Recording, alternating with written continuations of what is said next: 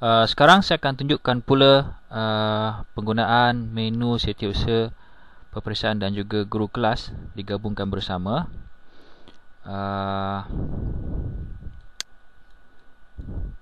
Baik, ini adalah menunya. Baik, sebelum itu kita pastikan bahawa status data kita kesemuanya lengkap. Khususnya adalah pada head count 2 ini, pastikan hijau lengkap, lengkap, lengkap, lengkap, lengkap, lengkap dan lengkap. Barulah kita boleh rujuk ke menu guru kelas dan setiausaha ini. Kita klik di sini. Okey, telah lengkap, yes.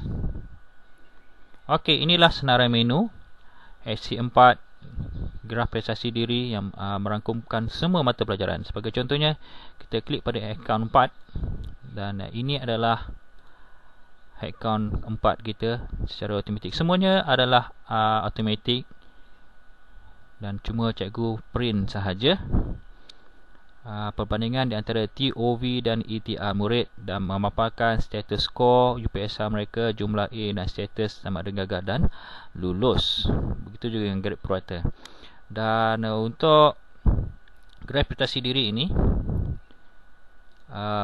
kita kena pilih nama murid di sini dahulu. Contohnya saya pilih nama, katalah si Kateros ini, dan ini adalah graf prestasi murid tersebut.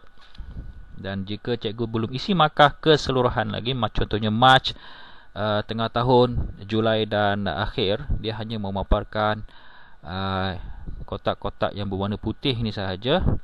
Dan boleh diberi pada murid dan dibincangkan bagaimana untuk mencapai OTI 1, OTI 2 dan ETR. Dan didapati matematik adalah lemah dan cikgu bolehlah membuat beberapa tindakan untuk tahun-tahun berikutnya jika belum tahun 6 lah. Okey, seterusnya head count 5 adalah tindakan SUP. Boleh lihat di tepi ini. Dan ini adalah untuk melihat grade purata sekolah setelah kita masukkan ke semua mata pelajaran UPSR kita. Dan didapati bahawa TOV-nya adalah 2.52 dan ETR 1.71. Jadinya okey di situ. Dan juga kita boleh rujuk di sini mata pelajaran yang agak kritikal bila kita lihat kepada TOV-nya. Okey, seterusnya apa yang ada lagi adalah head count 6 yang akan memaparkan senarai nama murid cemerlang. Okey, inilah senarainya. Dan semua ini tidak perlu ditulis lagi, cuma cikgu cetak sahaja. Dan didapati bahawa terdapat 2 orang 6A sasaran kita, dan 5A 1 orang, dan 4A 2 orang.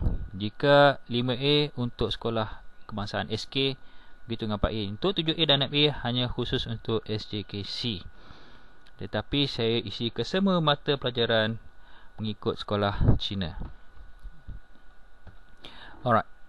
Seterusnya, sistem ini saya tambah lagi analisis keputusan penuh ujian Mac.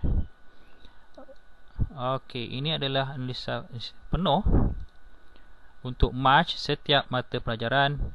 Dan didapati bahawa untuk Mac hanya ada seorang dapat 4A. Bila kita tengok di sini, hanya 2 orang saja yang lulus kerana kebanyakannya mereka gagal dalam beberapa mata pelajaran. Jadi hanya 2 orang saja yang lulus ketika ujian Mac. Begitu juga dengan head count, analisis AK2 ni untuk pertengahan tahun. 3 orang lulus. Begitu juga dengan AK3 Julai, 3 orang lulus. Dan begitu juga dengan akhir. Untuk akhir ni sama ada cikgu nak isi markah ujian akhir ataupun Excel, itu terserah kepada guru. ataupun pihak pentadbiran. Dan didapati ketika akhir ni hanya 2 orang sahaja yang gagal. Tujuan analisis ini diadakan adalah untuk memudahkan pihak pentadbiran membuat postmortem mata pelajaran berpencapaian kritikal di PM3, dan diklik di sini dan boleh dicetak, dan cikgu boleh ataupun pihak pentadbiran JPK1 ataupun SUP menganalisis pencapaian, kenapa ataupun bagaimana untuk meningkatkan pencapaian satu-satu mata pelajaran yang dianggap berpencapaian kritikal.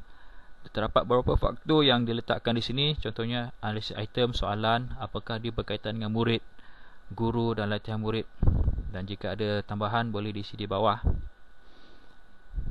Okey, seterusnya padam data. Jika selesai headcount kita sehingga akhir tahun 2010 ini contohnya, maka kita boleh padamkan data semua di sini, dan kita boleh buat semula untuk headcount tahun berikutnya.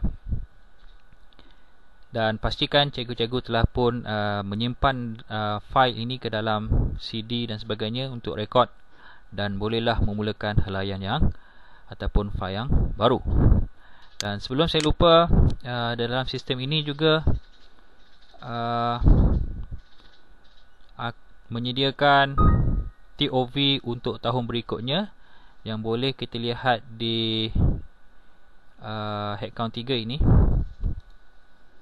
Dan setelah kita lengkap isi ujian Mac, tengah tahun, Julai dan hingga akhir, dan sistem ini akan mengira terus TOV untuk tahun berikutnya yang terdapat di sini. Dan di bawah ini juga menyediakan analisis setiap ujian yang telah dijalankan, yang boleh guru-guru rujuk untuk tindakan seterusnya. Dan semua mata pelajaran mempunyai analisisnya tersendiri. Dan begitulah menu yang ada di dalam menu guru kelas dan setiausaha pentadbiran. Dan itu saja yang dapat saya terangkan, dan saya mohon maaf kerana jika ada penjelasan saya yang kurang jelas, dan apa-apa masalah boleh hubungi saya seperti di alamat email yang tertera di dalam sistem ini. Sekian, terima kasih.